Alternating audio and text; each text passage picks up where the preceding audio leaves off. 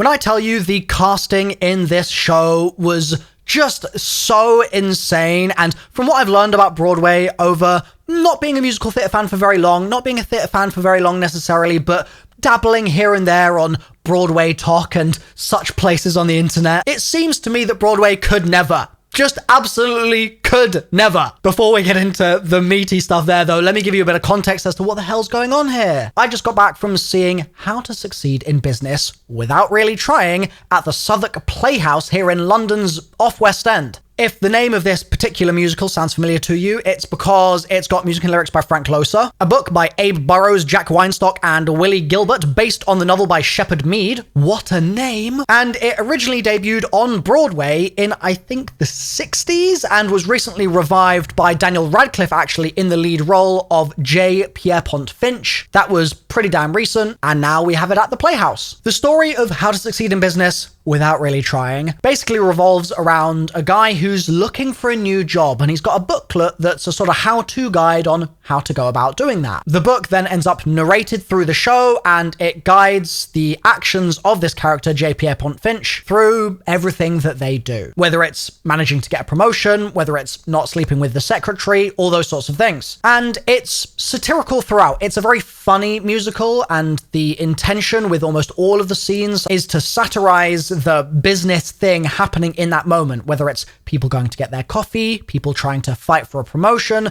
nepotism in the workplace, all those sorts of very cliched things that happen at your generic, very kind of vanilla office jobs that seem to be prominent absolutely all over the world. But I think it's a little tricky because implicit within that satire is a lot of commentary on sexism in the work, is a lot of commentary on sexism in the workplace and sexist tropes in the workplace. And within that, there's a lot of tropes around, like I said, like secretaries, for instance, and with how men should or shouldn't behave in the workplace and how women should or shouldn't behave, etc., etc. You get the idea.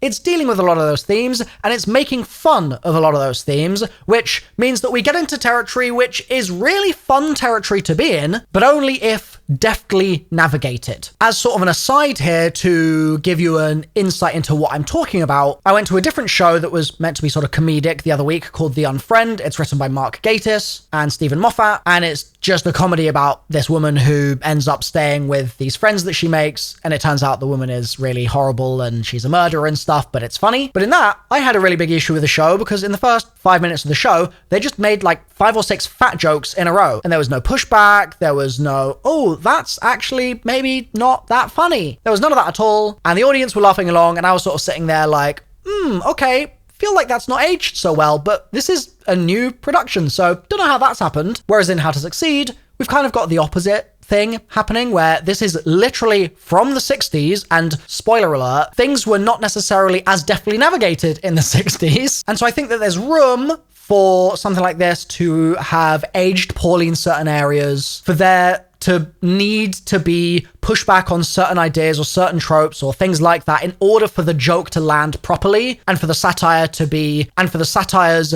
like intended target of sexism, for instance, to be achieved, instead of it just meaning that people do end up starting to make fun of women in the workplace, for instance. So the show is just straight away on, I'd say, challenging ground. Not to say that there's problems with the book. I don't know the book outside of the production that I saw, so I'm not criticizing it in that sense. I'm just saying that there's always going to be need in a production like this to be careful of addressing these themes in an appropriate way. How do you tell a sexist joke in a way that isn't sexist? And that brings us, my friends, to the casting in this show. So, okay, let's get into this. This show, like I said, it's from the 60s and was revived by Daniel Radcliffe playing J. Pierrepont Finch, the main character, the main guy who goes through the business, joins this worldwide wickets company. That's what they sell, I think. This show, or rather specifically this production, directed by Georgie Rankcom, who, by the way, has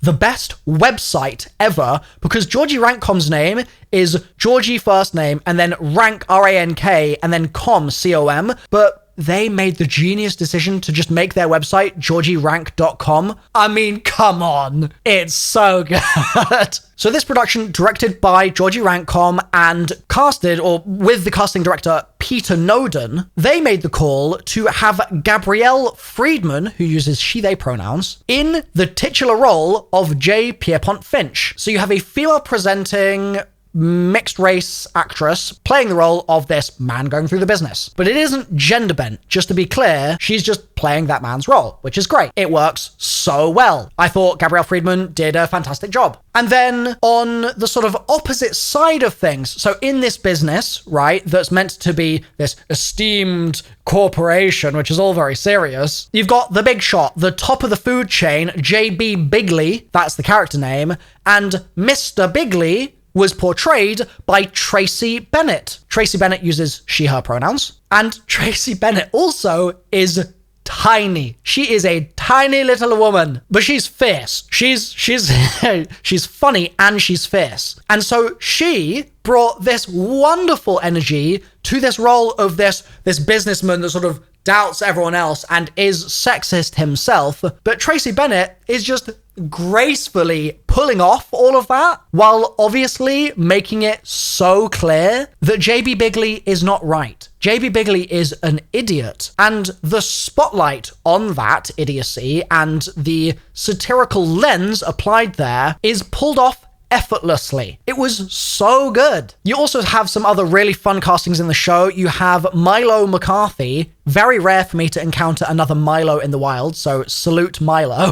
But Milo McCarthy plays Milton Gatch. Milton Gatch is basically a head of department at the company, and Milo uses they, them pronouns, but Milton Gatch is definitely just another guy at the company. But Milo also plays a handful of other people. At one point, they were a cleaner. At another point, I think that they were just a generic business person. There were a bunch of different roles there, and I got the impression through that in some of the roles, they were a male presenting character, and another they would be a female presenting character. And all of these decisions were made, I think, and this is according to the director, like I said, Georgie Rank.com, in the program's kind of bio page. It was intended to help showcase the silliness of the situation and tell a different story compared to what could have been told if this was just super traditional casting and relying on the nuance of the book alone to convey some of the quirks of that satire. This way, you not only have what's written into the book, you not only rely on the script, you not only rely on what's already there and what's already been done,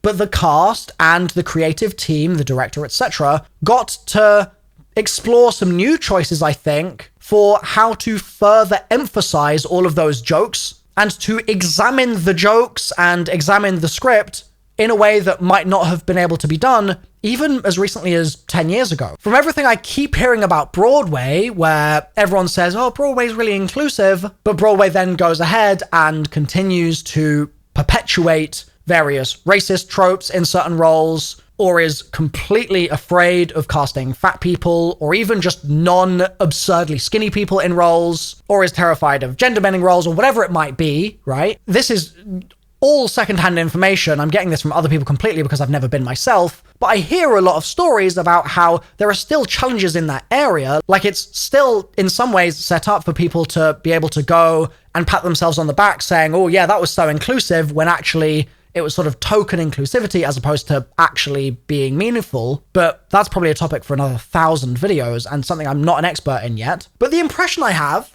is that that's all going on there, and meanwhile, we have something as joyous as this show in London, and it's doing a great job. So I really want to highlight Peter Noden, the casting director, and also, of course, Georgie Rankin. But Peter Noden, I looked up. Peter's not been in the industry super long, it looks like, but has cast, like, everything in the last sort of 24 months. I don't really understand how it's possible, but I think Peter's knocked it out of the park with this one. And I think Georgie has leveraged that casting in a really wonderful way. So applause to Georgie. Now then, the casting is phenomenal. How was the execution? This one is broken up into a few parts. I think How to Succeed is a show that hypothetically would work best with quite a lot of flourish, quite a grand kind of dazzling nature to it. Quite a large cast, potentially. Quite a large stage, potentially. Quite an intricate backdrop, potentially. Just lots of things to make you go, wow, this is a moment. A little bit of a spectacle, I think. Like, get the horn section doing their thing. Get the acrobatics going. Like all those sorts of things that you can do to dress up a boring office, I think would be absolutely welcome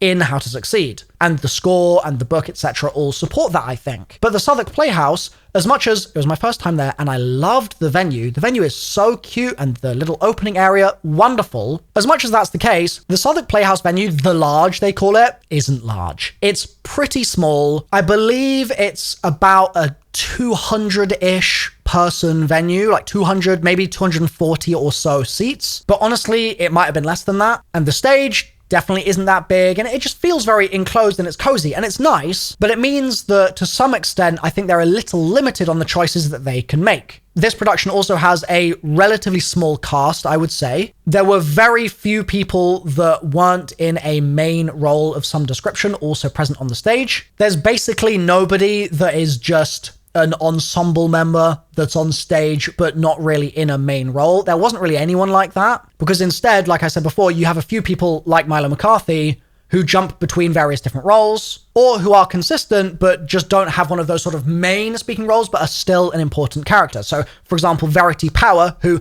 I loved in this, played Smitty. I thought she did fantastically. Her sort of gangling limbs at all times when she's throwing herself around the stage, and her facial expressions and the way that she was acting, I thought was just so good. I thought she did great. But like I said, the point remains, it's a pretty limited cast. It's a pretty small cast, I'd say. And because it's a smaller set, it's a lot more intimate and there's less kind of fanfare as to what they can get up to. There's also less space for the band. So the band was really limited too. I think, could be wrong here, I think there was only one horn present. And then you had like your double bass and your keys and your drums and stuff like that. I appreciated that they put the drums inside a little enclosure so it wasn't too loud for the audience. Once or twice it was still a little too loud, but for the most part it was totally fine, so that was good. But it was limited, like they were working with a cramped space. And I just can't help but feel like this show would breathe so much better with all the bells and whistles. Like, I think I do want a full horn section for this show. It just feels like it needs it. It needs the razzle-dazzle. It needs the fanfare. It needs the spectacle. It needs the enhancement of something so drab and dreary as just an office. And I think that is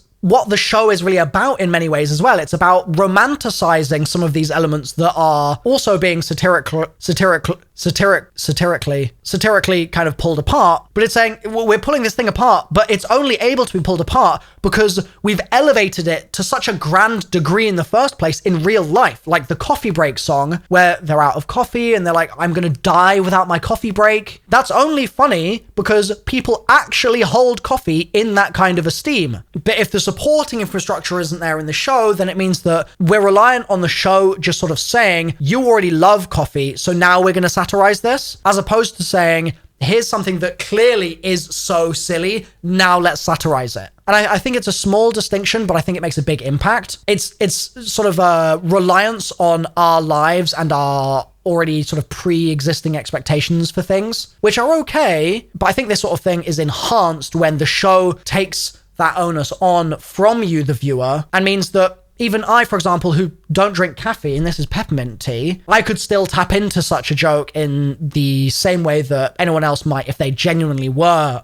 completely over-dependent on it. To that end, actually, just while we're on the topic, the coffee break staging and the lighting especially, I thought was really fun. They didn't have a lot of opportunities to be very dramatic with the lighting through the show, I think. There were a few spotlight moments when people were on the phone. Those were fine. I enjoyed them. But the coffee break song was much more of a moody moment where everyone essentially dies at the start of the song because they don't have their coffee. And then the choreo is great. They're clambering over each other to get back to the machine, and then they're collapsing and they're dying again. And the light is just really harsh and makes you feel like you're kind of looking through like a sewer grate or something at a gang of rats doing some kind of strange dance in the sewers at night, trying to summon their coffee back. Like, it was really fun and I really enjoyed that. And for the rest of the show, they make some other fun choices as well. Like, for example, having a ladder present at almost all times. Actually, there's a ladder built into the set. Maybe there are 2 ladders built into the set to sort of symbolize the whole climbing the ladder thing in business. Fine. But then they would also have ladders that they would move around, that would be mobile. They would turn one into a table for a desk where a meeting was happening, things like that. And I enjoyed that too. I just also simultaneously can't help but feel like that main back area of the stage, which I'm gonna have shown you pictures of on screen while you're watching this, could have been a little more razzly-dazzly. And I know it's at the Playhouse and it's a smaller production, but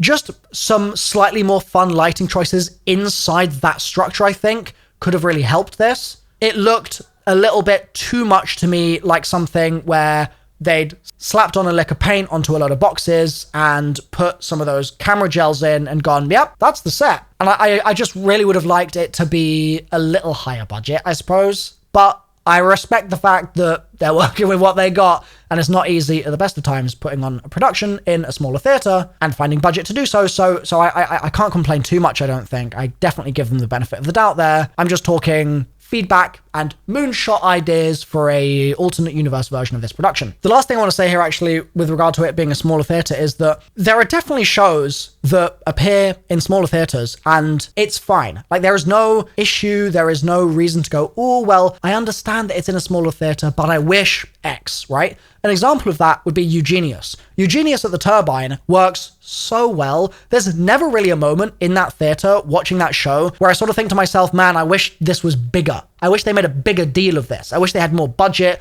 more space, more people on stage. Like, it's fine. It succeeds in telling the story that it's setting out to tell with as limited an amount of space as you could ask for. But it's just because this is a Broadway production intended for a big-ass stage, or at least in my brain it is, that I think has been crammed in here, that those sorts of things tend to arise in my head. The smallness of it all is also something that you really notice when, for example, people are coming on stage. Like, there are occasionally, very rarely, but occasionally moments where people are off stage, but you can kind of tell that they're off stage. Like, you might hear someone that's off stage, like, whisper something or say something. And once or twice, it was very small moments, but once or twice I did find myself sort of going, oh, is there a character talking? Oh no, they're just talking backstage. It was very limited, but it was there. And I think, again, it's sort of not really the cast's fault or anything. I think it's just down to the fact that the Playhouse is tiny. They're working with a really confined space. They're working with what they got. So let's talk about the music. I think the music in this show is quite limited on songs that stand alone as their own show tunes that you would have saved on your Spotify, earworms that you'd listen to over and over again. I think it's limited on numbers on them. There's probably 3, maybe. One, I'd say, is the Company Way song, where they're singing about doing everything the company way and never stepping out of line because you're doing it how the company likes it. Another is something that you guys might have heard, which is this man-woman duet, where it's he's thinking something is happening here, and she's thinking something else is happening here. And that's fun. It's really catchy. It gets in your head super easily. It's an earworm in that regard. And it takes that hyper-literal musical theatre writing and executes it in a way that's just really fun. And then finally, you've got the Brotherhood of Man at the end of the show, which is the culmination of it all and is also just really, really enjoyable. And so I don't want to say that I think this show needs more kind of boppy, earwormy, big songs in order to be something I'd enjoy more, but rather I think in a situation where you don't have a lot of those big numbers, like you don't have the songs to do the work for you, I think you almost have more onus on you, the cast, and you, the creative team, to make sure that all of those more fillery songs, those songs that are just kind of fine, are perfect. Because if not, you end up in territory where you kind of have people waiting for the next joke, the next gag, but the song is a vehicle to take them there, but the song isn't doing much work to bring them to that point, so you're reliant purely on the talent performing it and the staging and whatever. And I did really feel throughout the production that I saw that I was left waiting a bit in those songs, and just in general, a lot of it did feel like it fell a bit flat. I don't think there was a particular person that was at fault necessarily. It just felt like in certain areas it didn't come together in the way that it could have done. And it's unfortunate because it did managed to come together really nicely at the end. Those final two songs, it's Brotherhood of Man, and then it basically goes into a finale song. Those two were brilliant. But my issue here, as you might be detecting, is that part of why they were brilliant, I suspect, is because Brotherhood of Man is a really brilliant song. And so in the other areas where the song wasn't doing so much work, I felt like they did struggle a little bit in elevating it to those same heights. The Coffee Break song was one instance of it where they did manage to achieve a peak there, but it did then fall down again. And so overall, I really like a lot of the choices that they made, but the execution wasn't quite there for me to make me fully on board and engaged with every single scene or every single song in the show. And it's unfortunate because when a show makes bold choices like this, I want to give them all the support in the world. But I also have the other part of me that just sort of went there without my critical brain turned on and just to see a good show. And that part of me